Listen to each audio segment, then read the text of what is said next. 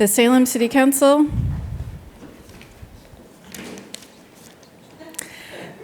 City of Salem, September 14th, 2023, regular meeting. A regular meeting of the City Council was held in person on Thursday, September 14th, 2023 at 7 p.m. for the purpose of transacting any and all business. Notice of this meeting was posted on September 12th, 2023 at 10:14 a.m. This meeting is being recorded and is live on SATV and Zoom unless technological issues interrupt the transmission. Councilors absent? None. Council President Stott presided. Councilor McCarthy moved to dispense with the reading of the record of the previous meeting. All those in favor? Any opposed? Matter carries. I now request that everyone please rise to recite the Pledge of Allegiance led by Councilor Proznuski.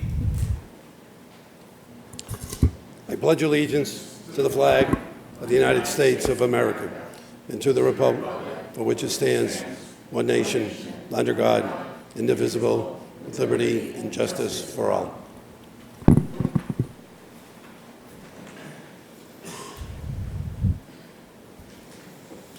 Thank you, everyone. We now move to the public testimony portion of the meeting. Public testimony is not to exceed 15 minutes in totality. Public testimony is not a public hearing or question and answer period, and sign up must occur 30 minutes prior to the meeting.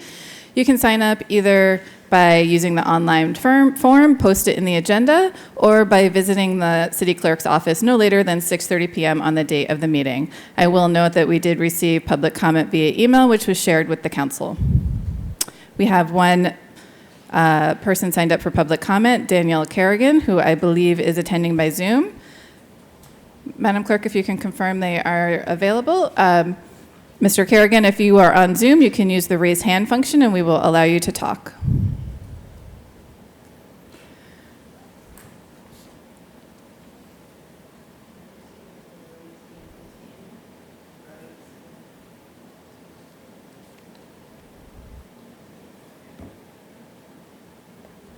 Okay, it doesn't look like Mr. Kerrigan is with us. Mr. Kerrigan, if you're watching this later, you can always send us an email with your comments or appear at the next meeting.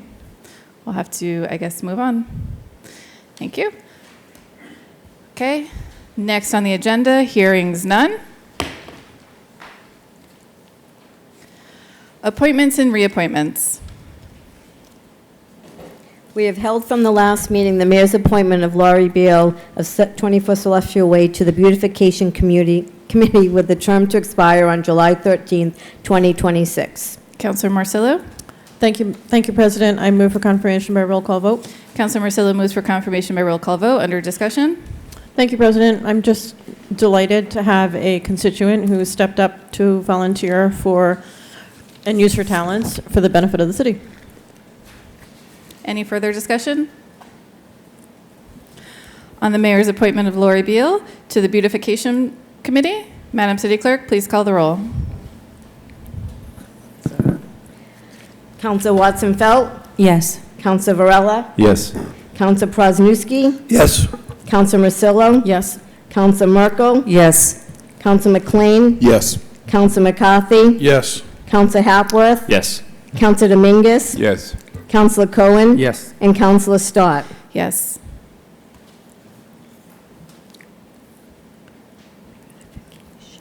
Sorry.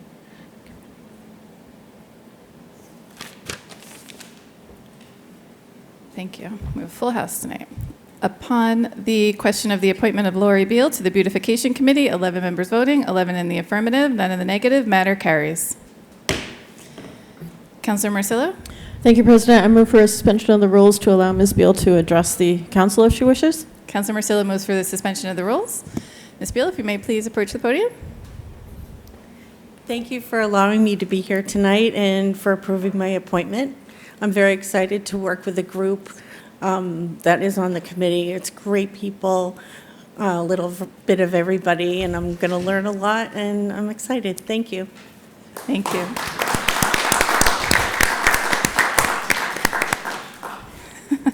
Thank you, and thank you for committing your time. Further appointments and reappointments. We have the mayor's appointment of Vincent DeCipio to the position of Assistant Treasurer for the City of Salem with a term to expire January 31st, 2026. Councilor Hapworth? Thank you, President Stott. I move this be held under the rules. Councilor Hapworth moves that this be held under the rules. All those in favor? Any opposed? Matter carries. Further appointments and reappointments? We have the mayor's appointment of Jason Sidoric, to the Affordable Housing Trust Fund Board with a term to expire January 25th, 2024. Councilor Marcillo? Thank you, President. I move that this be held under the rules. Councilor Marcillo moves that this be held under the rules. All those in favor? Any opposed? Matter carries. Further appointments and reappointments? We have the mayor's appointment of Alphonse Wright of 12 Hancock Street to the Food Policy Council with a term to expire September 14th, 2026. Councilor Cohen? Thank you, Council President. I move that this is held under the rules. Councilor Cohen moves that this is held under the rules. All those in favor? Any opposed? Matter carries. Further appointments and reappointments? We have the mayor's appointment of Aaron Paternoster, 14 Phelps Street, to Salem Housing Authority with a term to expire March 28th, 2024. Councilor Marcillo? Thank you, President. I move that this be held under the rules. Councilor Marcillo moves that this be held under the rules. All those in favor? Any opposed? Matter carries. Further appointments and reappointments? We have the mayor's reappointment of Chris Catone of 10 Vista Ave to the Sustainability, Energy, and Resilience Committee with a term to expire September 14th, 2026. Councilor McLean? Thank you, Council President. I move that this be held under the rules. Councilor McLean moves that this be held under the rules. All those in favor? Any opposed? Matter carries. Further appointments and reappointments? We have the mayor's reappointment of Gregory St. Louis to 24 Sunset Road to the Conservation Commission with a term to expire September 14th, 2026. Councilor Varela? Thank you, Council President. I move that this be held under the rules. Councilor Varela moves that this be held under the rules. All those in favor? Any opposed? Matter carries. Further appointments and reappointments? We have the mayor's reappointment of Mark Mash of 1 Lower Street to the Historical Commission with a term to expire September 14th, 2026. Councilor McCarthy? Thank you, President Stott. I move this be held under the rules. Councilor McCarthy moves that this be held under the rules. All those in favor? Any opposed? Matter carries. Further appointments and reappointments? We have the mayor's reappointment of the following to the Scholarship and Education Committee with a term to expire September 14th, 2026. Andrew Boucher and Heather Lang. Councilor Hepworth? Thank you, President Stott. I move these be held under the rules. Councilor Hepworth moves that these be held under the rules. All those in favor? Any opposed? Matter carries. Further appointments and reappointments? We have the mayor's reappointment of the following to the Bicycling and Shared Path Advisory Committee with the term to expire September 14, 2026. Catherine Seiforth and Alexandra Maranto. Councilor Hepworth? Thank you, President Stott. I move these be held under the rules. Councilor Hepworth moves that these be held under the rules. All those in favor? Any opposed? Matter carries. Communications from the mayor. We have an order that the sum of $360,729.31 be approved within the Retirement Stabilization Fund Vacation Sick Leave Buyback Account to be expended for the contractual buybacks of Salem Police and Salem School Department employees. Councilor McLean? Thank you, Council President. I move for suspension of the rules. Councilor McLean moves for suspension of the rules. Seeing no objection, Councilor McLean? I further move for adoption. Councilor McLean moves for adoption. Under discussion? Welcome back from summer. How nice to be here, approving orders again. Once again, we have some folks who have done their service to the city and are able to get a little bit of a payout as opposed to using the time, and so we thank them and we pay them. Any further discussion?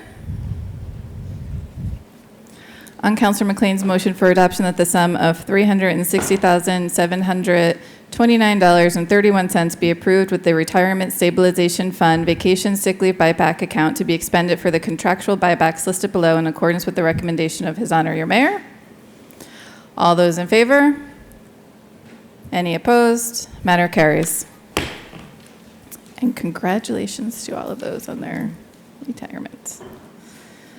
Further communications from the mayor. We have an order that the City of Salem hereby accept the donation of $3,225 from the Salem Art Gallery for the purpose of funding the purchase of 2 additional bicycles for the Salem Police Department and the maintenance and repair of existing bicycles. Councilor McLean? Thank you, Council President. I move for adoption. Councilor McLean moves for adoption. Under discussion? We'll just offer our gratitude to the Salem Art Gallery, which is a great organization already. Any further discussion?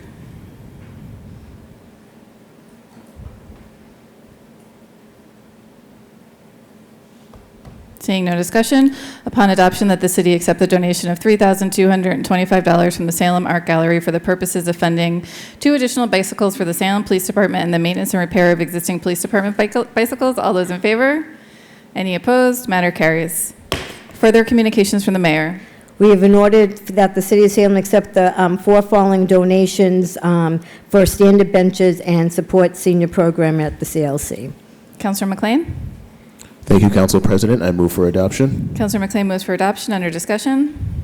We offer, again, our gratitude to anybody who supports our city and with special gratitude to those who are doing it in memory of loved ones. Any further discussion? On the motion that the city accept the following donations in accordance with the recommendation of your honor of 4 benches. All those in favor? Any opposed? Matter carries. Further communications from the mayor. We have a home rule petition for automated enforcement of speed limit violations in designated school zones within city of Salem. Councilor Marcillo. Thank you, President. Waive the reading. Thank you so much. I move for adoption by roll call vote. Councilor Marcillo moves for adoption by roll call vote. Under discussion. Thank you. So I had asked the mayor to resubmit this because, not that I have much hope that it will be, that it will be passed, but it just is another push for the legislature to finally do something about video enforcement of traffic laws. This one is very specific to school zones. This is the same one that we talked about 2 years ago and went through OLA and had a very robust conversation with some amendments to the original text. And so we are resubmitting this, and I, for one, will be following up with our 2 State House representatives to just get something moving. I think all of us are aware of the complaints from motorists, pedestrians, cyclists about how unsafe our roads are. People are going through red lights, whether they're turning right or not, they're just going through red lights. They get frustrated by the length of light cycles, and so when the light turns red, 3 cars will go through. It's very unsafe. It's going to lead to some very unfortunate accidents, and you know, the police just cannot be on every street. They can't be on every street corner. We would all love to see some more enforcement of our traffic laws, but the bottom line is that, you know, they just can't be everywhere. And, you know, my mantra is drivers need to take some responsibility also. They slow down if they see a police car, but they're not following the laws of the road, and it's just becoming very dangerous. So this is an attempt to show that Salem, the mayor, and the city council is supportive of measures that we need to wait for the state legislature to move on that will help our police department to bring some extra safety to our roads and try to bring some management to a situation that really is out of control. Thank you. Further discussion. Councilor Cohen. Thank you, President Stott. I want to thank the Ward 3 Councilor for reinitiating this. And once we get a docket number, I'd love to help not just people in the council, but people in the community, you know, interact with the chairs and obviously our local representatives. I do want to express one discouraging thing. I'm really against our state's, our Commonwealth's policy with regard to home rule petitions. I think it's really unfair. We've had our condo conversion regulation home rule petition almost 2 years now. We've had other home rule petitions that just sit where they are, no matter how much our local representatives, you know, are fighting on our behalf. I don't think it's appropriate for representatives from Chatham or, if you know where Savoy, Mass is, to be making decisions about what we do in our community. In this particular case, to Councilor Marcillo's point, the safety of our residents and, you know, people who work in the city. So I once again want to thank Councilor Marcillo, but I hope at some point the legislature will review the way this happens, because I think it's really unfair that don't have autonomy as we should. Councilor Marcillo?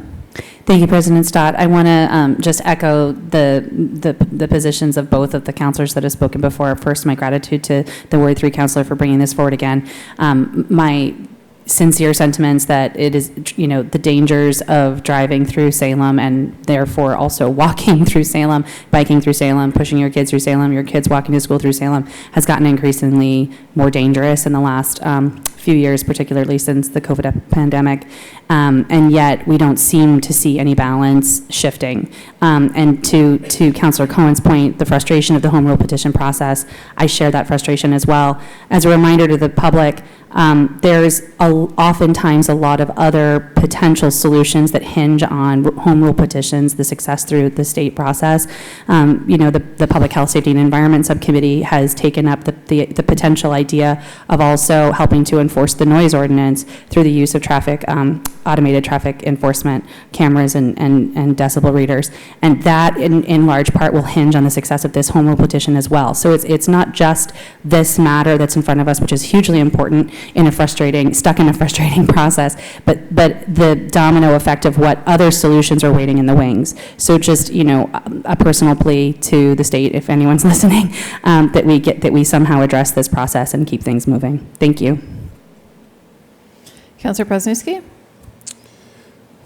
I think I can echo the sentiments of the police department based on past experience and applaud Councilor Marcillo for taking this action, which gets our foot in the door to try to get a hold of traffic by having technology assist in calming things down. This petition would open the door. It would be the beginning step. I know that there are several other states that use cameras and technology to assist in their traffic enforcement. And when you drive through those states, you obey the traffic signals to the T. Absolutely. And I think anybody who sees a sign that says red light camera at this intersection, they're not going to run through it. They're not going to block the intersection. They're not going to take a right on red when they're not supposed to. And it would definitely help the police department, who, like you said earlier, they can't be at every intersection all the time. So I hope to see this go through too. Thank you. Any further discussion? On the order that a petition to the General Court accompanied by a bill for authorization to employ automated enforcement of speed limit violation in designated school zones within the city of Salem, set forth below, be sent on the motion of adoption by roll call vote. Madam City Clerk, please call the roll.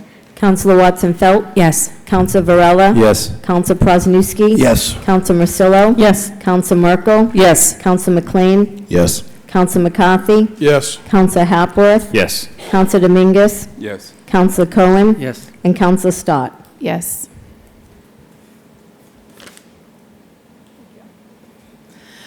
Upon the question of the petition to General Court accompanied by a bill for authorization to employ automated enforcement of speed limit violations in school zones, 11 members voting, 11 in the affirmative, matter carries. Mayor's informational page, none. Motions, orders, and resolutions. Councilor McCarthy. Thank you, President Stott. Do you want to read this? Do you want me to read it? Yes. My turn? Thank you. Thank Welcome you so back. much. Order that the Parking and Traffic Department may designate up to 40 spaces in the museum place parking garage and up to 25 spaces in the South Harbor parking garage to reserve permit parking only, with the permit cost to be $2,000 per year. And I move for adoption. Councilor McCarthy moves for adoption. Under discussion. Thank you, President Stott. A couple individuals reached out to the mayor's office and members of this body relative to this. This body instituted a reserve spots in the parking garages a few years ago. And last year was the first year that there were more applicants than there were spaces available. So for the first time, they had to do a lottery. Which meant that someone who used to have a spot potentially could have lost their spot, or someone who wanted one couldn't get one. The thought was to raise the amount of spots. I'm not opposed to doing this right now, But I will say that I will be bringing in an order at the next meeting, basically looking for an analysis on this, because my argument is we have parking garages that are designed for many different uses and many different people, one of which is obviously our residents. And the residents that are buying these passes, and sometimes it's not even residents, it's opened up, it's a lottery, have the ability to pay the $2,000 per year for a guaranteed spot in the parking garage, which goes against the idea of a parking garage having turnover in the fact that multiple people may use that spot in a day. And so there also comes with that, there is no guarantee that the individual who is leasing this spot actually has to use that spot when they find another spot. Because what we find is that some people who may live in a condo association or whatever, and I'm not picking on any particular condo association, would find that they're driving home and lo and behold, there's a spot on the street closer to their building than the garage spot. So they will then take up a spot on the street, and then there is a spot in the garage which no one else can park in. So it becomes a question of what is the break point in the garage with regards to availability and turnover relative to permanently reserved spots. A lot of condo associations were developed under the premise that they had to have parking, of which their condo associations are required to buy passes for the garage, which entitles them to a spot in the garage when available, which means they don't have a guaranteed spot, but they have unlimited access to the garage, which is available. We all know what happens during snow emergencies.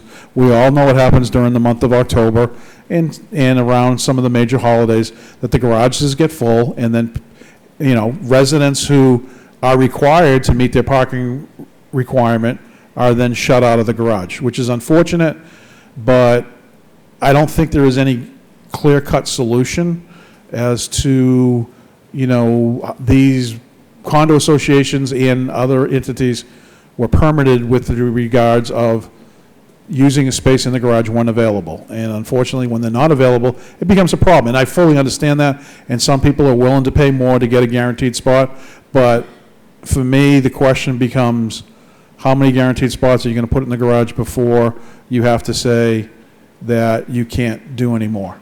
So for right now, it comes with a recommendation from the Parking and Traffic Commission that we do this, and I think that it's not adding that many more to what we already do, but I would really like them to do a deep dive and take a look as we look at other things that potentially are coming down the road, as to how many more permanently leased spots we can have in the garages without realizing that there are a lot of other entities and our tourists as well, because we all know as ward councilors, when the garages get full and the streets get full downtown, then they push out into the wards, and then they start parking in places in front of someone's house that sometimes has a resident parking restriction, sometimes it doesn't, and then it becomes problematic. So I think that we have to make sure that we keep enough parking stock available for the average person, as opposed to just reserved for the 25 to plus the 65 people. 65 spots isn't an enormous amount of spots, but the more you chip into it, the more it lacks the availability, because the studies will show you that the spots in the garage sometimes turn over multiple times a day, and in this case, they won't be turning over. So I will be supportive of it and move for adoption, but I will be bringing in an order at the next meeting for the Parking Traffic Commission to do a deep dive on what the break point is, was how many they think can actually come to before you get to a point where the garage isn't serving what I deem as the public purpose that it should. So. Any further discussion?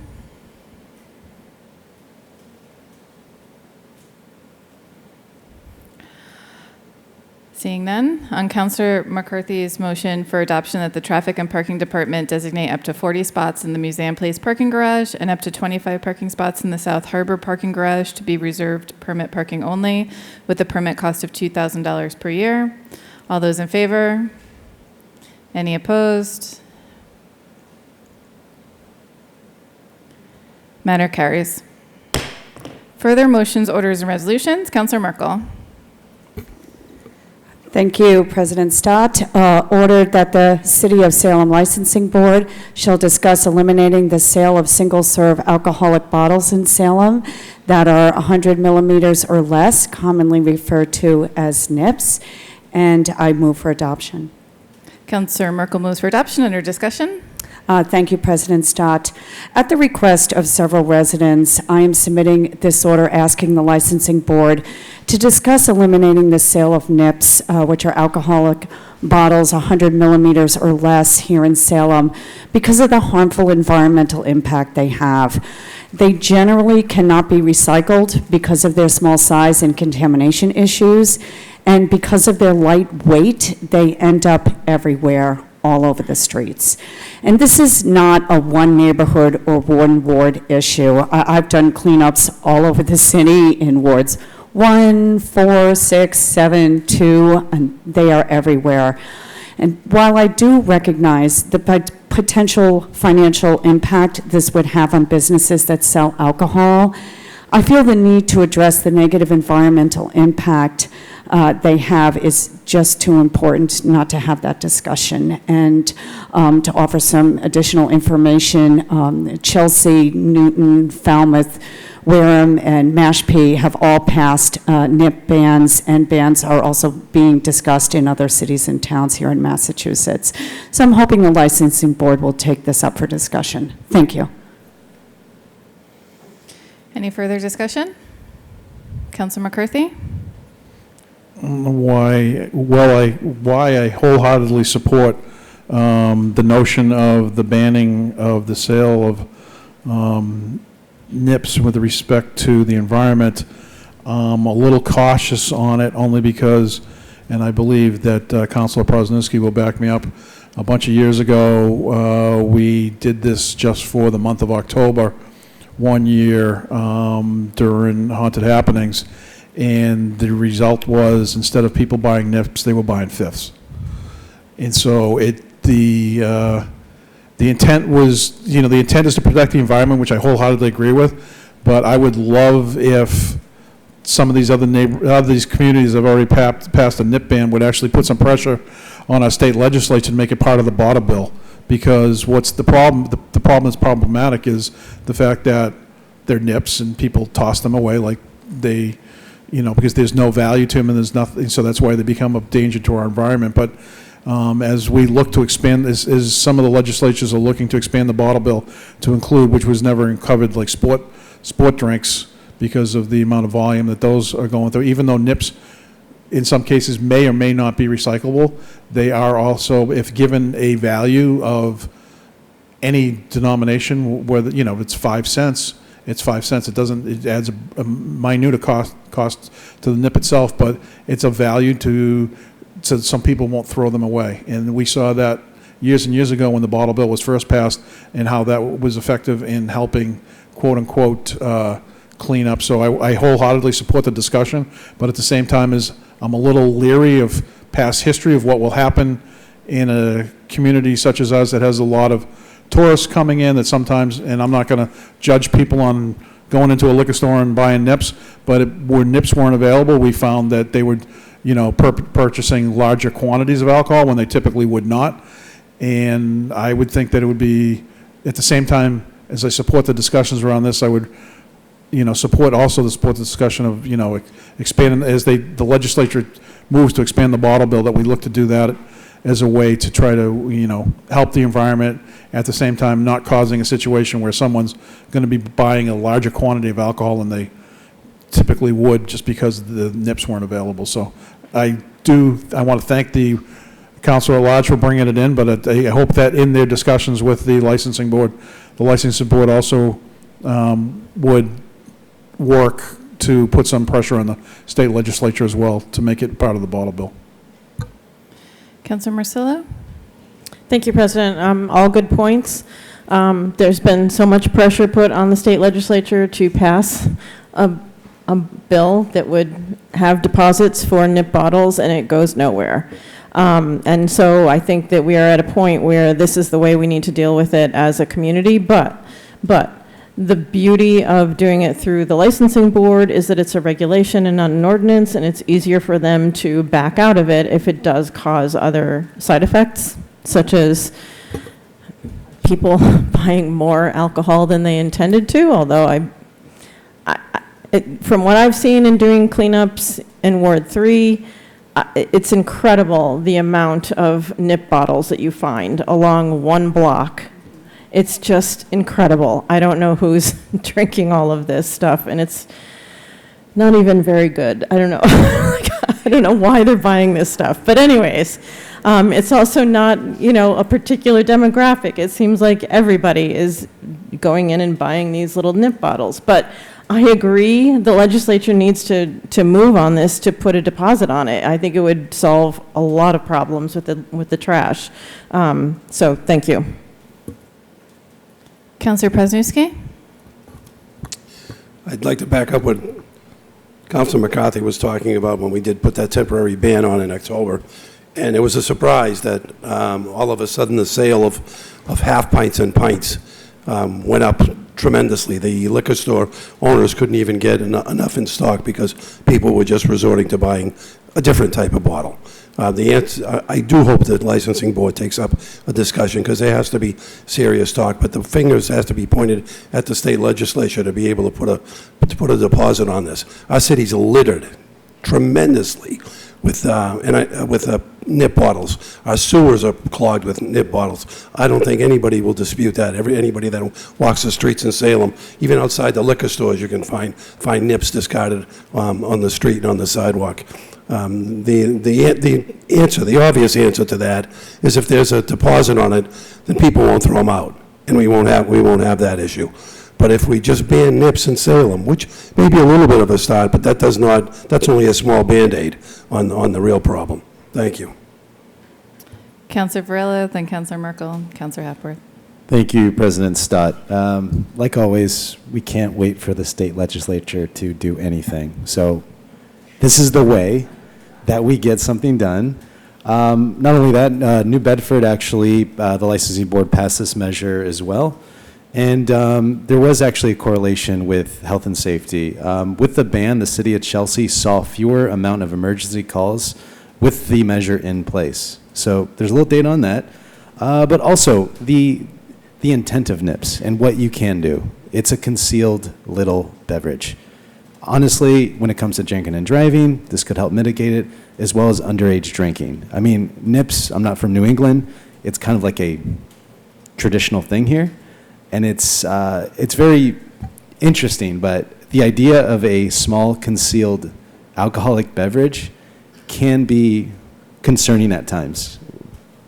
That's it. Councillor Merkel? Thank you, President Stott. I really appreciate the discussion. Thanks, everyone. And really appreciate, there's a lot to consider here, and 100%, there are so many beverage items that need to be part of the bottle bill, and it is frustrating that that hasn't happened.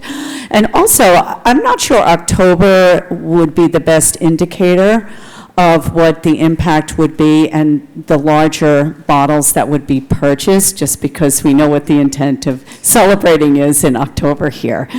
So it will be interesting to see if it gets to the point where the sales are stopped. What, over the course of a year, the impact is and how the sales go. And if, the larger bottles would certainly spike in October, but, hopefully we would just after, when it's not tourist season, would see a marked improvement. Thank you.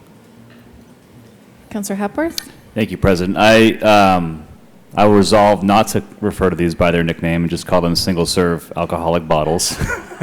But I just think, as a council, it's probably been 150 years since we've discussed limiting the sale of alcohol, and I don't think that's not our role here right now. I mean, whether folks are consuming more or less is not really within our purview. I think what the intention of this is to limit litter, which is all over, and to the point that others have made, there's not a lot of action happening at the state level. I think there'd be a lot of residents that'd be very happy to see these banned, just because they're all over our city streets and in our gardens and our planters. and we yeah, in my gardens and my planters specifically. And I think we would, a lot of folks would just appreciate some action on this. So thank you, Councilor Merkel, for bringing this forward. Councilor McLean?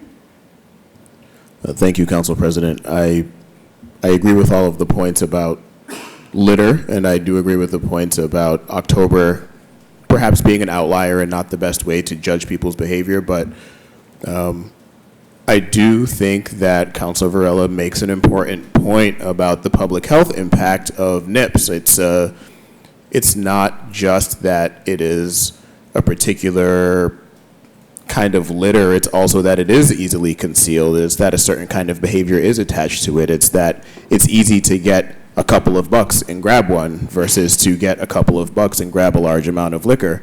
I had the dubious pleasure of working at a liquor store for several years on Route 1.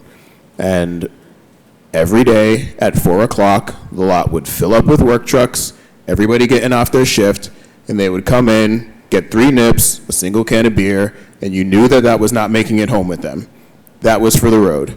There are real behavioral challenges that happen with a bottle that size that people are just not going to engage in, right? It's a lot harder to get away with drinking out of a pint rolling down the highway and not being seen. So I do think there is a legitimate public health incentive to restricting the sale of these items in our city.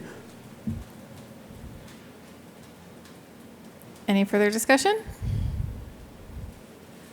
On Councilor Merkel's order that the Salem City Licensing Board shall discuss eliminating the sale of single-serve alcoholic nips in Salem that are 100 millimeters or less, commonly referred to as nips. All those in favor? Any opposed? Matter carries. Further motions, orders, and resolutions. Councilor Presnewski? Thank you, President Stott. Be it ordained by the City of Salem as follows. Section 13 in Article 1 is an amendment to repeal the following 2 service zones on Broadway, northwesterly side from the southerly lot at number 108 Broadway for a distance of 50 feet in the northerly direction. No parking service zone 8 a.m. to 8 p.m., Monday through Friday. And the other one being on New Derby Street, the service zone on the northerly side of New Derby Street beginning at a point 165 feet east of the intersection of Washington Street and extended eastward 55 Waive the reading feet. if we're okay with that. Councilor Presnewski, do you have a motion? I do. I have there are I think it's just move for adoption for first passage. Right, there are 5 others that are to be adopted by first passage. If you want me to waive the reading, we can move for the adoption of first passage for the restrictions, for the removal of the 2 and the adoption of the 5. Okay, thank you. Councilor Presnewski moves for adoption for first passage. Under discussion? The service zones, thank you. The service zones that are going to be, that have been approved or to be approved are Derby Street on the northerly side beginning at Palfrey Court, the Derby Street service zone beginning at the point 100 feet of Daniel Street, Hancock Street service zone beginning at a point 20 feet from Canal Street, High Street a service zone, the northerly side beginning 25 feet from Margin Street, and New Derby Street service zone, the northerly side of New Derby Street beginning at a point 205 feet east of the intersection of Washington Street.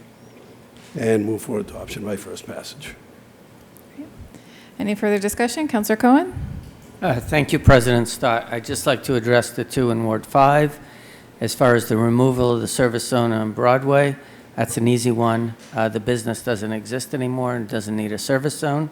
The Hancock Street is an interesting one. It's ironic that former Councilor Sargent's in the room, because this goes way back to when he was the liaison to the Traffic and Parking Commission when it first started. So Hancock Street never had resident parking. A business, it's called The Garage. Anyone who drives down Canal Street probably sees it. It's extremely busy. It's the only place in Salem and in many places in the North Shore that repairs lifts.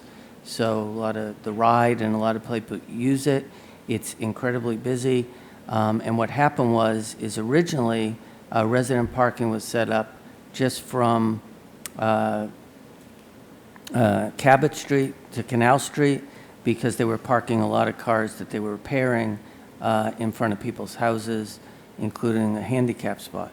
So the problem has persisted, and delivery trucks and other cars that they're servicing have been in the resident parking spots. So I met with Dave Kucharski, the Traffic and Parking Director, Lieutenant Tucker from the Police Department multiple times. It's become very contentious between some of the residents and the business to the point where I had to get the CIU unit involved, but I personally talked to both of them, and we came up with this idea to have a service zone in front of their business until the first residential driveway. And it seems to be something agreeable to everyone, so I'm really supportive of this being adopted. Any further discussion? On the motion, oh, I'm sorry. It's okay. Can't see over the laptop. Councilor McCarthy. Thank you, President Stott. Just briefly, the two on Derby Street with the new bump outs in front of the Witch's Brew and in front of Mercy Tavern, just for clarification so anyone who's paying attention at home doesn't quite understand.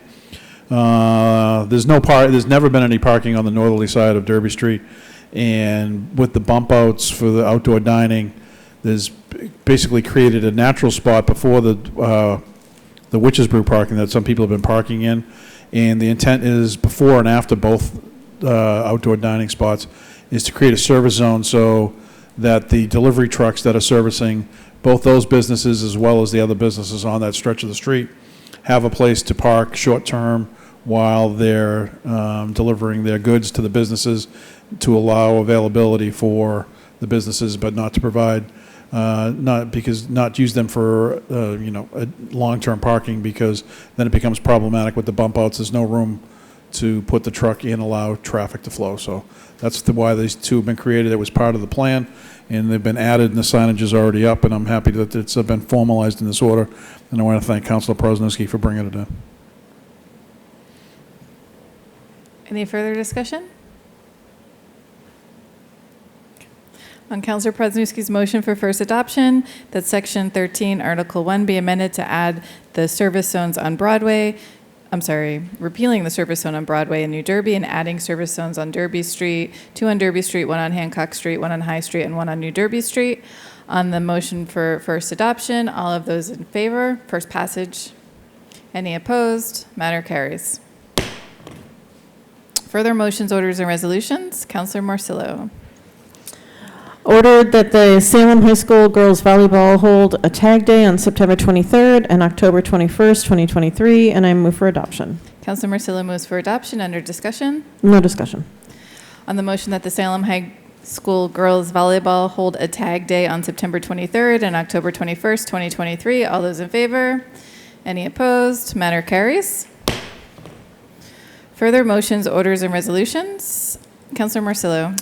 Thank you, President. An ordinance to amend an ordinance relative to Chapter 12, Building, Electricity, and Plumbing Regulations. Be it ordained by the City Council of the City of Salem as follows. Section 1, Article 3 of Chapter 12, Section 89, location of poles with reference to curbstones and hydrants. The last sentence is hereby amended by deleting 15 feet and inserting 6 feet, and by adding the following to the end of the sentence, or as specified in 527 CMR 1.00, 18.5.7.1, whichever is greater. Section 2, this ordinance shall take effect as provided by city charter, and I move for adoption for first passage. Councilor Morcillo moves for adoption for first passage. Under discussion?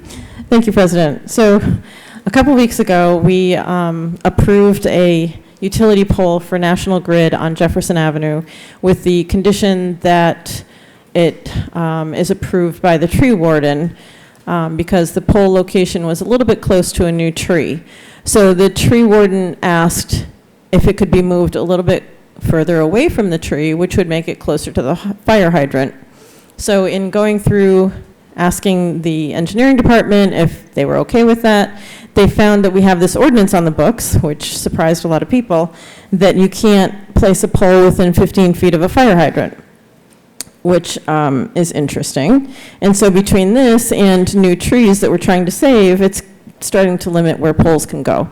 So they also found that there's this state fire code that says that the buffer for a fire hydrant is really just 3 feet on the side and 6 feet on the front. And so they're fine with that, they're fine with changing it, and that actually has more weight than our local ordinance. So the idea here is to change it to 6 feet from fire hydrants, which will serve the purpose of the state fire code, and then also tying it to however the state changes those fire codes, so that if they in the future want more room, then that will happen. It will have to follow that state fire code. So this will then allow them on Jefferson Avenue, for instance, to move that pole further away from the tree and still be okay. Any further discussion? Councillor Watson-Felt? I just want to take a moment, thank you, President Stott, to thank the Ward 3 councilor for time and time again taking extra special care and attention to the location of these poles and their impact on our neighbors and our streets and our trees, and really doing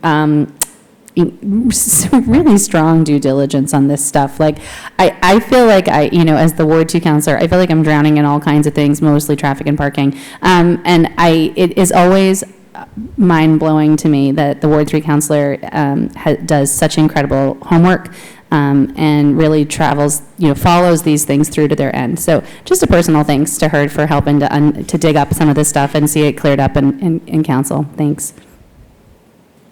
Any further discussion? On the motion for an ordinance to amend an ordinance relative to Chapter 12, Building Electricity and Plumbing Regulations, around the location of poles with reference to curbstones and hydrants. All of those in favor? Any opposed? Matter carries.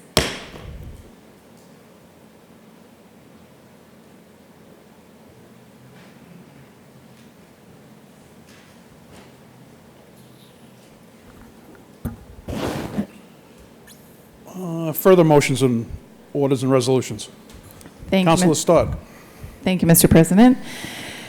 City of Salem regular meeting in the year 2023, an ordinance to amend an ordinance relative to tag days, be it ordained by the City Council of the City of Salem as follows. Section 1, City of Salem Code Ordinance, Chapter 14, Business Licenses. Waive the reading.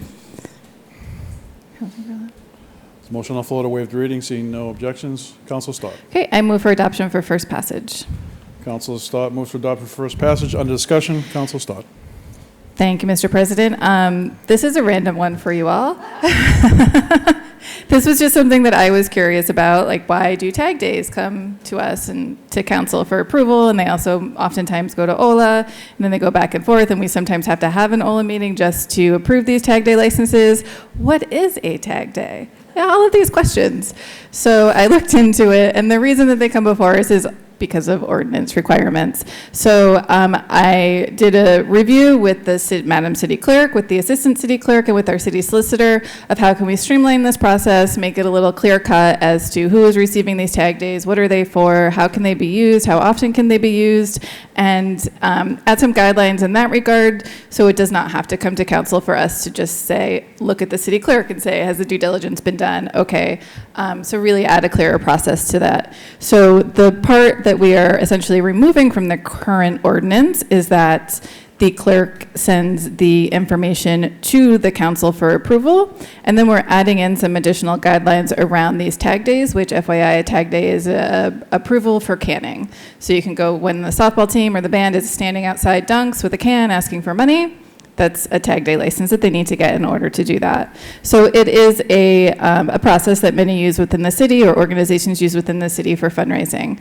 So the pieces that we're removing it, having to go to council for approval, and we're adding in some additional guardrails around who can get those licenses, including the application must be submitted at least 1 week in advance, a sample of the tag. The city clerk has tags for review, if you're curious what those look like.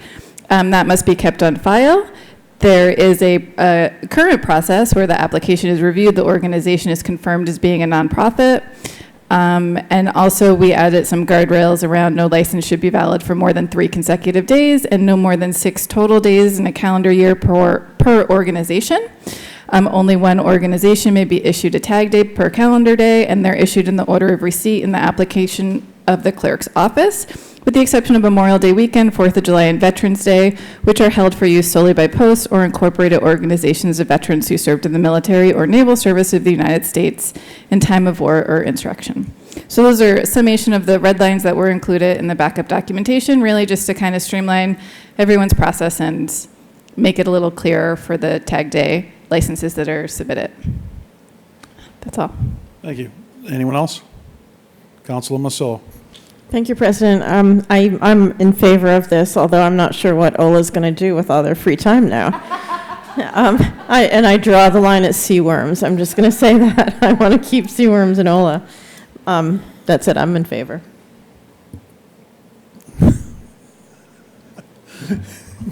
I'm sorry. Counselor, I'm sorry.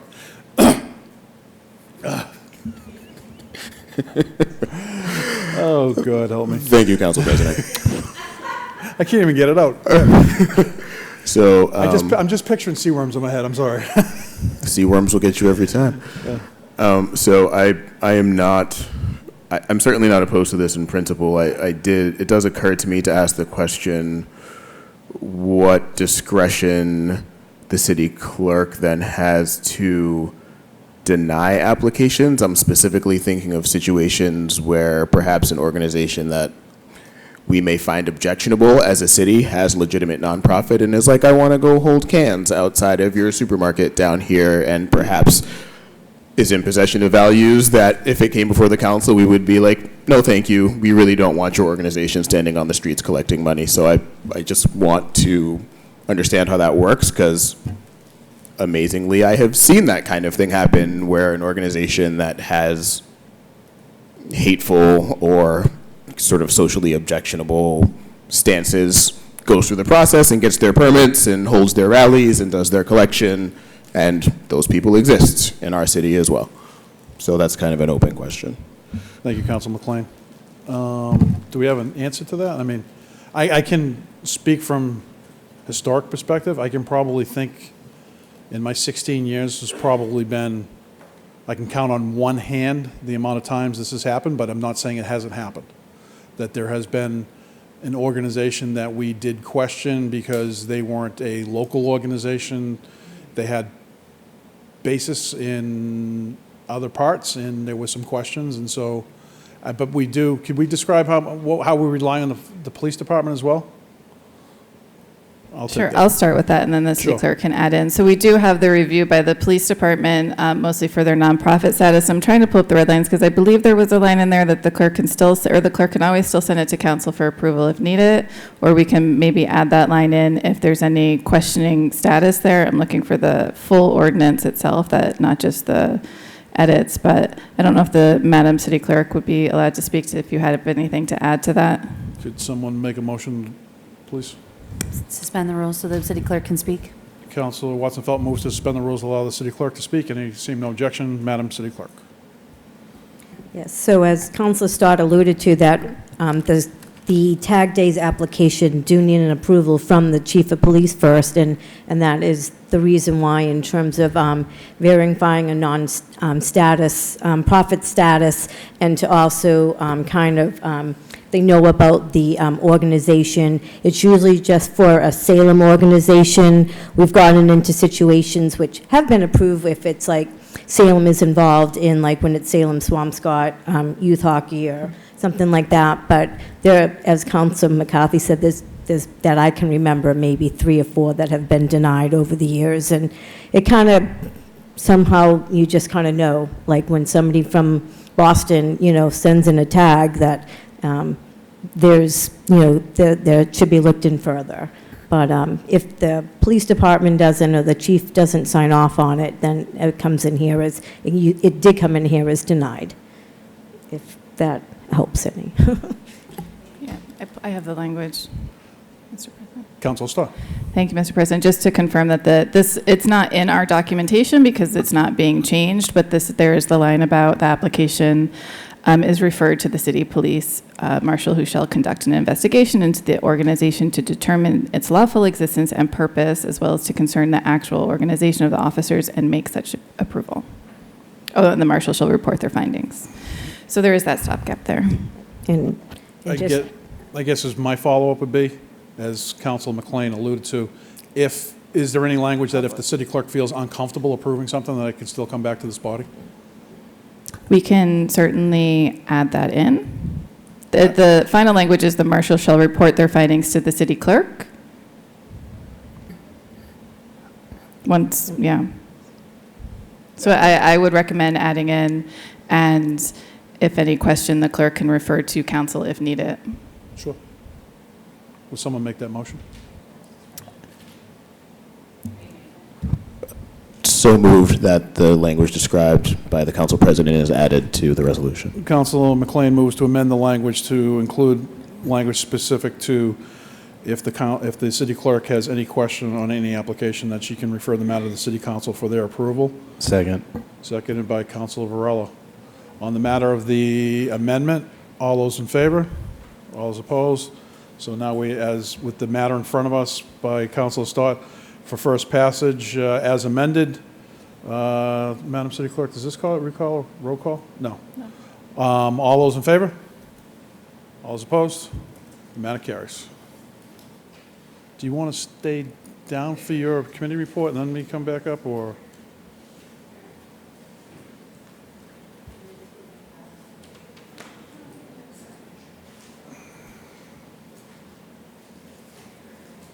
Any further motions, orders, or resolutions? Seeing none. She stole those pages with her, so I'm going by memory now. That's okay. Committee reports. We're going to take out of order Councilor Stott while she's on the floor.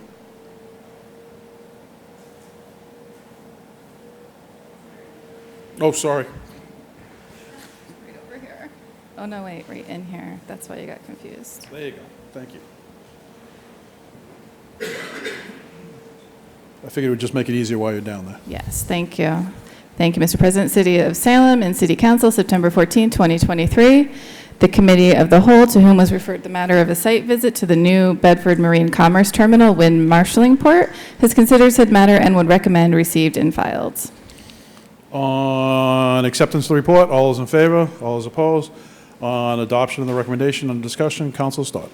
Thank you, Mr. President. So on a nice, warm September day, we took a field trip down to the wind marshalling site at the new Bedford Marine Commerce Terminal. We had a quorum of councilors present. Along with that, we also had the mayor joining us, Captain Fred Ryan, and Bill McHugh, the harbor master.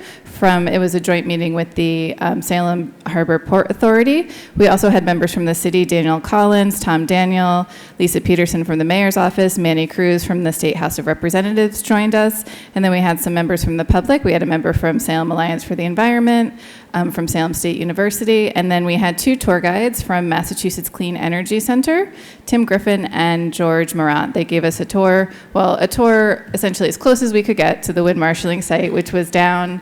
New Bedford had a hurricane barrier in their harbor, so we walked down the barrier, and we were probably maybe, God, I'm really bad with estimating feet, but 50 yards across the harbor from the wind marshalling site. We were very close, and I wanted to jump into the water because it was very hot, but I did not. The terminal itself, which we had full and clear view of, was on 23 contiguous acres of waterfront storage space. 2 acres were dedicated to administration and waterfront space, and 4 acres were not waterfront storage. We learned a few facts during the tour, was that construction of the main terminal took approximately 2 years to complete. We were also given an overview of the vessels that we were there. While we were there was a vessel docked, I guess, right next to it, along with a barge behind it. So we were able to see the turbines, the stacks, the fins, everything being put together. As we were standing there, one of the pieces was actually uploaded and added on top. The piece that really got me, and I think many others there, was the quietness of it all. The noise level was very small, or very low.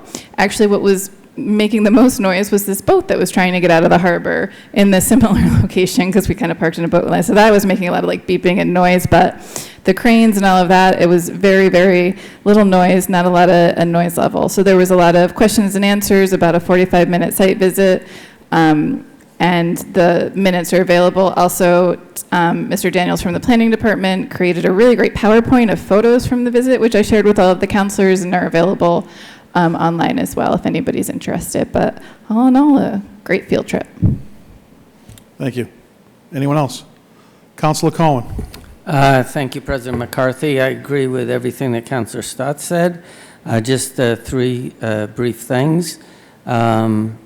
This terminal was funded primarily because the site was a Superfund site, and that led to the Clean Energy Center actually doing the operation, just like we're going to assume Crowley will do here. Second, the actual terminal needs to support 4,000 pounds per square foot, and because of that weight, that's why none of the equipment and materials that would, in other cases, be taken by vehicle over the road will be, taken into the terminal by ship. And third, in addition to the noise being remarkably quiet, because they were actually doing assembly while we were there, is that the towers, which we've seen renderings of the towers being vertical, and that's primarily because Crowley is creating marketing to show the Avangrids and Orsteds and other companies that are building these offshore wind farms how many towers we can support on the site. But they are generally horizontal until the assembly is done, which is really great because there's a lot of issues about, concerns from the neighborhood. But it was really great. I think it was enlightening for most of us. Thank you. Thank you, Council. Anyone else? Seeing none, on Councilor Stott's motion for adoption, or actually received and placed on file, correct? All those in favor? All those opposed? The matter carries.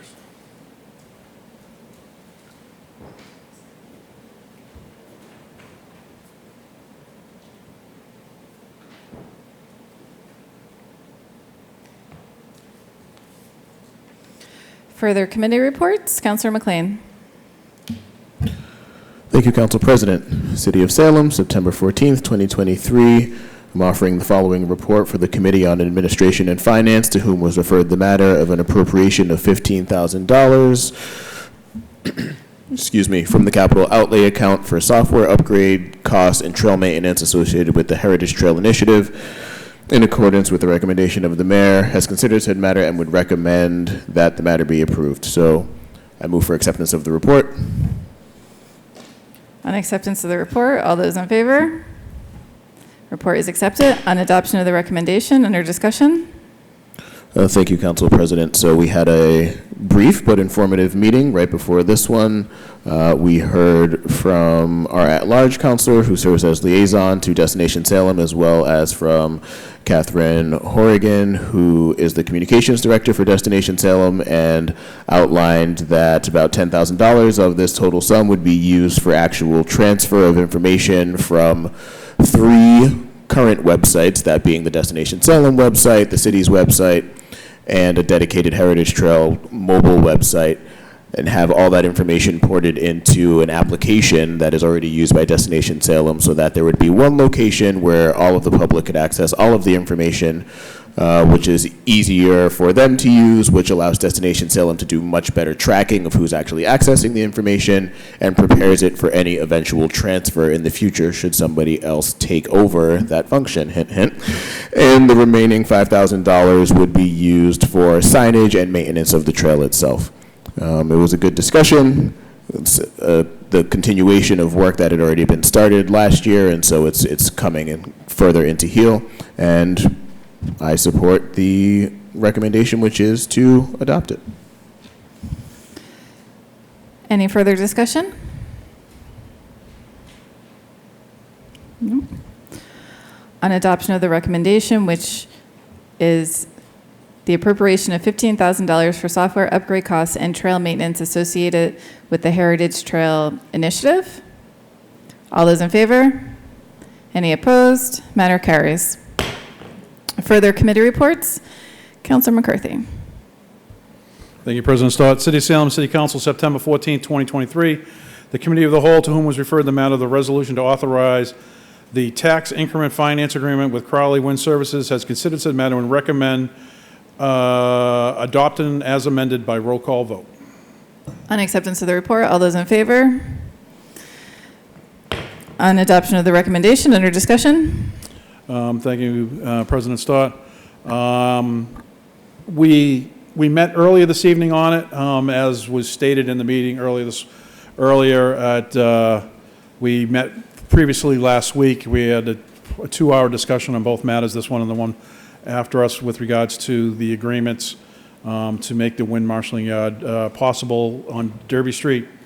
Unfortunately, it was brought to my attention as the chair that at some time prior to the 6 o'clock start of the meeting that was held last week, somehow the door had inadvertently been locked downstairs, and upon receiving that, we remedied the situation and held the meeting for a few minutes to give everyone a chance to get in. And unfortunately, it was questioned on the accessibility because it happened to be the door out back, which is accessible to the elevator. The front door remained open. For whatever reason, it was inadvertently locked. So in order to make sure that we're covering ourselves, we reintroduced everything that was presented to us at a meeting earlier this evening that was presented to us last week.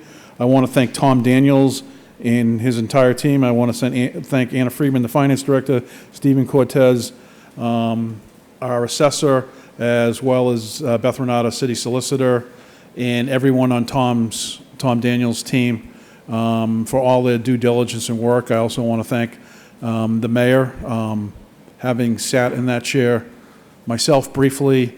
This was a topic in a discussion that was ongoing for my 5 months in that chair, as well as I'm sure Mayor Pangalo was having those discussions as well.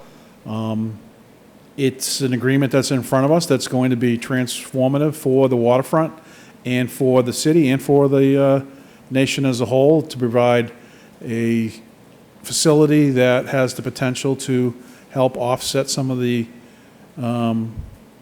challenges that we're seeing both locally and globally with regards to global warming and weather events and everything that we're all seeing. It's our small part in doing so. I've stated it at the meeting a week or so ago. I wish that it could be more, but I also understand what the limitations are, because this is a publicly funded project. So yes, Crowley is the operator, but at the same time, is a lot of the funds that are being put into this endeavor are both state and federal funds. So I understand what the push and takes are. There was a lot of discussion with regards to the TIF, and some of that had to do with the 99-year lease agreement with regards to the city leasing back, which we'll talk about next one, with regards to the change in property.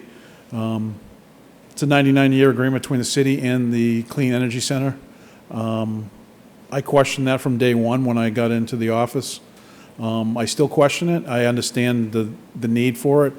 I've always stated that I believe that the agreement should parallel the agreement between Crowley and the CEC, which also parallels the agreement between the current gas-fired plant and the state. The gas-fired plant is set to be closed in 2050, and a 25-year agreement, lease agreement would kind of mirror that, so everything would kind of come to a reset button in 2050. But the CEC is pretty adamant on the 99-year lease, but I believe that through the due diligence of Tom Daniels, and I know that we had Jay Gonzalez working for us in Boston, and I also want to put a shout out to my friend and former city staffer, Seth Luttrell, who was the harbor planner and the harbor guy working with Tom and under Tom, all the work that he did along with Bill McHugh from the Harbor Master's office and all the various members over the years of the Port Authority. This has been an ongoing project for years, It is going to be transformational. There are a lot of, I call them the belts and suspenders on the agreement that put a lot of safeguards in place that will, if certain things happen, there's going to be certain consequences. If wind marshalling yard isn't going to be there anymore, then our agreement with the CEC then becomes null and void. So there's a lot of protections with regards to, because it is a deep port area, it is zoned industrial. The last thing I think anyone in this room, or in particular any of the neighbors, want to see down there, as Tom Daniels referred to it, is salt and Subarus. And no offense to Subarus, it just he picked the cars that could show up on a barge and be stored there and then hauled away. And haulers, as we see up in Chelsea. I think it's a good agreement. I stated I wish it was better, but you know, in hindsight, you know, from where it started when I first saw it and where it got to, it came a long way. With all of that, I'm excited. I'm excited for the city. I'm excited for the opportunity that we're going to have, and I'm very happy to have been a part of it and with all of you. And hopefully, right now, to marshal this through, to say that the city of Salem and the port of Salem is going to be front and foremost in one of the ports in the Commonwealth that is going to support wind energy for the near future. And I think it's an important statement, and I think that's one we should all be proud of. And I want to say that we've also worked very diligently with, when I was mayor, and currently with with Mayor Driscoll, and currently with Mayor Prangallo. Yes, we realize the value and the need for this site, but at the same time, there's a lot of suspenders and bootstraps and suspenders, as I like to call them, with regards to the agreements and everything we're doing to make sure that the neighborhood is protected as well with regards to buffer zones.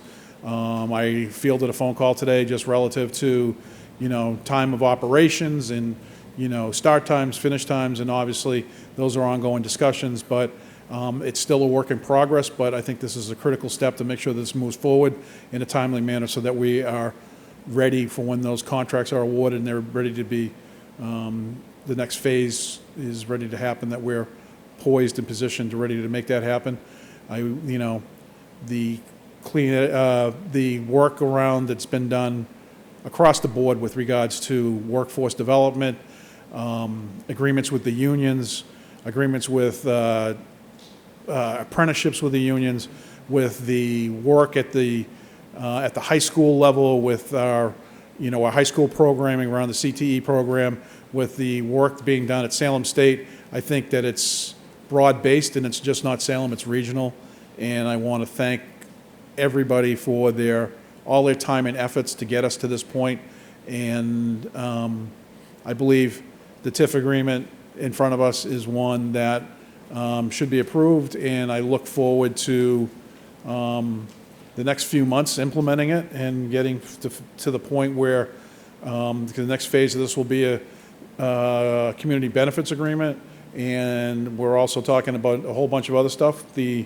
As everyone knows, I've decided that I'm not seeking re-election. I won't be here next year, but I'm going to make sure that we get a lot of this organized and done. It's been something I've been working on for 15 years, ever since the power plant decided it was going to close. So with that, I move for adoption by roll call vote. Councillor Cohen? Thank you, President Stott. A few points. First, I want to thank Councillor, former Mayor McCarthy for his role in this. Once a mayor, always a mayor. Not just when he was the mayor, but also his service on the Port Authority Board, which has been really instrumental. There's a couple of things that are really important. This lease is dependent on wind usage only, so it cannot revert to any other usage. Very clear that any money that is realized by the Clean Energy Center has to be funneled back into the site. As Councilor McCarthy said, this is really important that Salem is part of the offshore wind industry as it becomes a bigger industry in the United States. to help mitigate the climate crisis.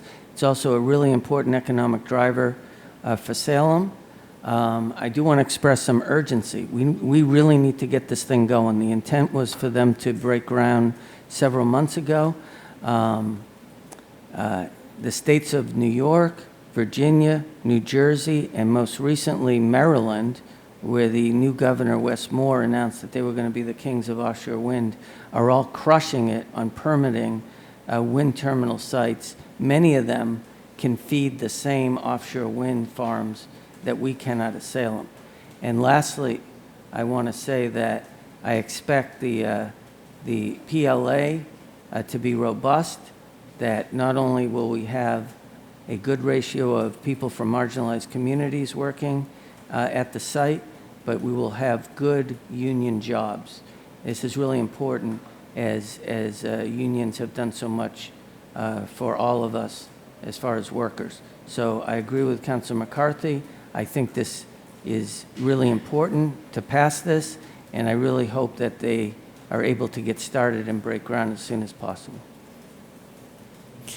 Any further discussion?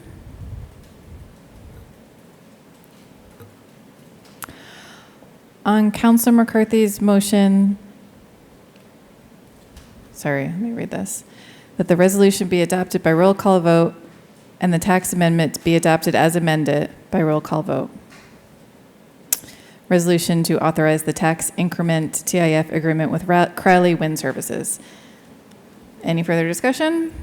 Madam City Clerk, please call the roll.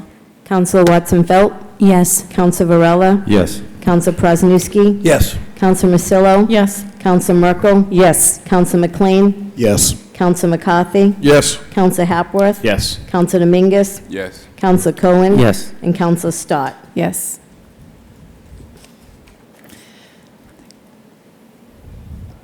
On the resolution to authorize the tax incremental finance with Crowley Wind Services, 11 members voting, 11 the affirmative, matter carries.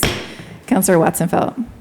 Thank you, President Stott. I move that we vote for immediate reconsideration in the hopes that it does not pass. Councilor Watson-Felt moves for immediate consideration in the hopes that it does not prevail. All those in favor? All those opposed? Does not prevail. Further committee reports. Councilor McCarthy. Oh, sorry. Oh, do we need to do? Are you talking about that now? We're talking about the This was 409. facilitate construction? Yeah, no, we want to do, we're doing two amendments because it was part of a package and not separated. So because this got amended since. Okay, we'll do a roll call vote on the amendment specifically. Okay. Okay. This is two things. So this is the roll call vote on the amendments that were just voted on in the committee of the whole for the tax incremental agreement with Crowley Wind Services as amended. Madam, any further discussion? Councilor McCarthy? Thank you, President Stott. As the city, just to make sure that we're covering ourselves, between the meeting we had last week and the meeting we had earlier today, Tom Daniels brought in what was referred to as the draft, which we all had a copy of it in front of us, which he presented again. We call it the red strike-through version. It actually includes the table that was brought in as a memo. It was referred to in the document, but it brought in a table. It was in the slideshow as the slides that he presented the first meeting, but it wasn't in the draft. And it's also some red strike-through that has various locations where some wordage, verbiage was changed appropriately. There was no major differences in anything other than the fact that the table was out and they cleaned up some language. So just to make sure that we're all in agreement, we're going to now, we just approved the whole agreement, but we're going to make sure that we approved it as amended, but we're just going to make sure that the amendeds were voted on with a roll call vote here as well. Thank you for that clarification. Any further discussion? Madam City Clerk, please call the roll. Councilor Watson-Felt, Yes. Councilor Varela, Yes. Councilor Presniewski, Yes. Councilor Marcello, Yes. Councilor Merkel. Yes. Councilor McLean, Yes. Councilor McCarthy, Yes. Councilor Hapworth, Yes. Councilor Dominguez, Yes. Councilor Cohen, Yes. and Councilor Stott. Yes. Thank you. On the tax agreement with Crowley Wind Services as amended, 11 members voting, 11 in the affirmative, matter carries. Further committee reports? Oh, sorry, yes, Counselor Watson-Felt. Thank you, President Stott. I move for immediate reconsideration in the hopes that it does not prevail. Counselor Watson-Felt moves for immediate reconsideration in the hopes it does not prevail. All those in favor? Any opposed? Opposed. Further committee reports. Counselor McCarthy. Thank you, President Stott. City of Salem, City Council, September 14, 2023. The Committee of the Whole, to whom was referred the matter of an order to facilitate the construction and operation of Salem's offshore wind marshalling port and 67 Derby Street, has considered said matter, and we recommend approval adopted by roll call vote. On acceptance of the report, all those in favor?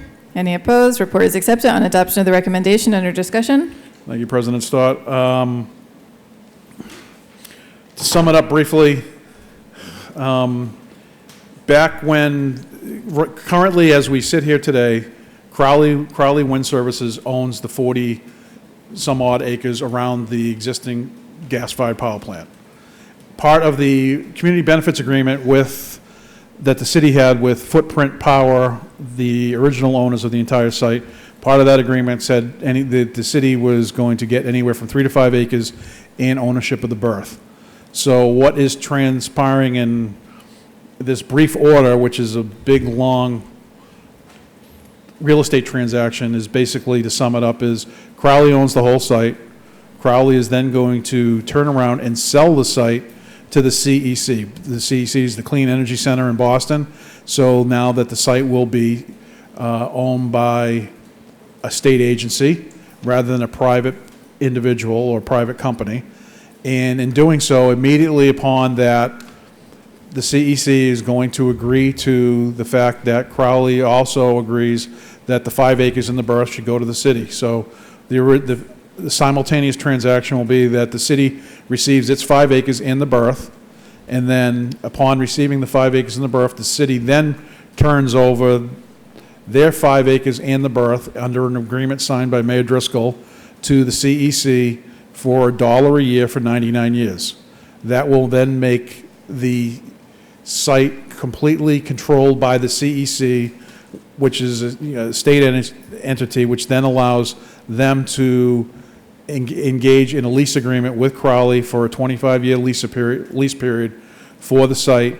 So the site will be run and operated by Crowley and whatever subcontractors or subleasees they have with regards to whoever gets awarded wind contracts, and that the CEC will maintain the property on behalf. The CEC will then lease the property, which Crowley will then maintain, and the city will not have to expend any funds towards the daily operational or maintaining the property. But since the CEC now has our property as part of the lease, then they will then turn around as part of the agreement as a third-party leasee somehow with some state rule and regulation that Crowley is a non-state entity and is a for-profit company, then they become taxable, so then we can then tax them.